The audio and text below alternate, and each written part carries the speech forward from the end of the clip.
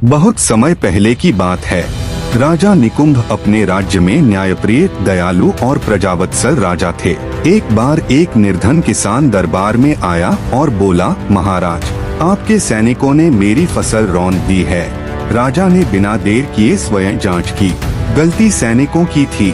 राजा निकुंभ ने कहा, राजा का धर्म है प्रजा की रक्षा करना, न कि उन्हें पीड़ा देना। उन्होंने किसान को मुआवजा दिलवाया और दोषी सैनिकों को दंड दिया।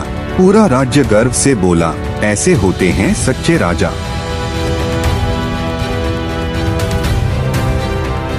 बहुत समय पहले विदेह राज्य में राजा दृढ़श्रवा राज्य करता था। वह धर्म, करुणा और न्याय का पालन करने वाला एक महान शासक था। एक बार राज्य में भयानक अकाल पड़ा। लोग भूख से बेहाल हो गए। राजा ने तुरंत अपने महल और अन्न भंडार प्रजा के लिए खोल दिए। वह खुद गांव-गांव जाकर अन्न बांटता, लोगों का हाल पूछता और हर किसी की मदद करता।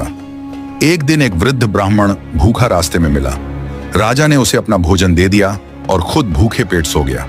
उस रात भगवान ने राजा को स्वप्न में दर्शन दिए और कहा, तुम्हारी करुणा और त्याग के कारण तुम्हारा राज्य हमेशा सुखी और समृद्ध रहेगा।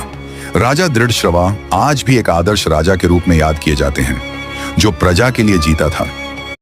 கலைஞர் செஞ்சுட்டார், கலைஞர் சொல்லிட்டார், கலைஞர் என்ன பண்ணிட்டார்? கலைஞர்கள் நான் மரியாதை கொடுத்தான் கலைஞர் பேசிய என்ன கலைஞர் என்ன பண்ணாரு? இந்த தமிழ்நாட்டை அடமானம் தான் வச்சார்.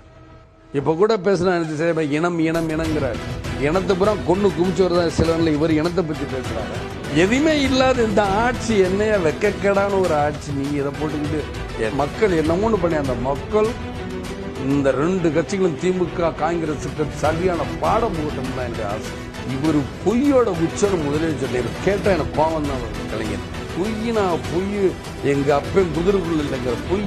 இவர் எப்படிப்பட்ட பெரிய பெரிய துரோகிங்கிறதுக்கு ஒரு எடுத்துக்காட்டு தான். உங்களுக்கு டிவியை கொடுக்குற மாதிரி கனெக்ஷன் சார்ஜ் எல்லாம் அவர் வாங்கிட்டு போயிரு. இதான் உண்மை. மக்களை கனெக்ஷன் யார்கிட்ட இருக்கு சொல்லு?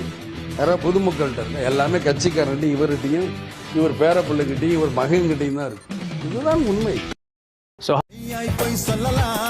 நாங்க பொய் சொல்ல போறோம்